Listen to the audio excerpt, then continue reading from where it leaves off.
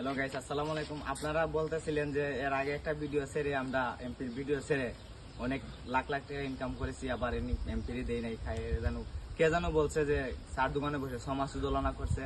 এখন এমপির সরাসরি নিয়ে আসলাম আপনাদের মাঝে। আমরা কিন্তু কোনো টাকা টোকারুজি করি নাই বা ইনকাম করি নাই তার ভিডিও থেকে। এখন এমপি সাহেব চার দোকানে বসে সমাজ সুদলনা করে। এখন তুমি তাদের বিষয়ে কিছু বলো। না না না, এটা সত্য কথা না। এটা সেটা খার খেতে টাকা দেয়, আমি কে টাকা দিতাম তারা রে, এটা মিথ্যা। আমি কে টাকা এই যে দেখতে পাচ্ছেন আমাদের এমপি সাহেবের সাধারণ সেক্রেটারি, উনার মুখ থেকে আমরা কিছু শুনতে চাই। না না, আমরা কোনো ইনকাম টিনকাম এখনো করি নাই।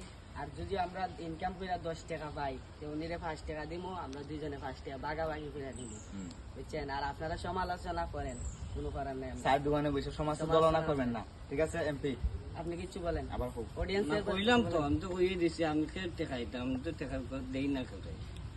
অত না কইতাছে যে কথা কইছি, কইতাছে যে হারা যে তোমার ভিডিও চাইরে আমরা বলতে ওই টাকা ইনকাম করতেছি লাখ না লাখ না টাকা। না না, এটা তো মিথ্যা। আমি তো কইলাম তো মিথ্যা, হয় এটা সত্য নেই।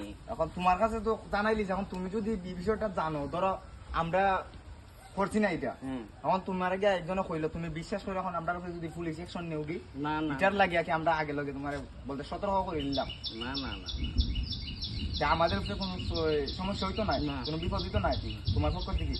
না।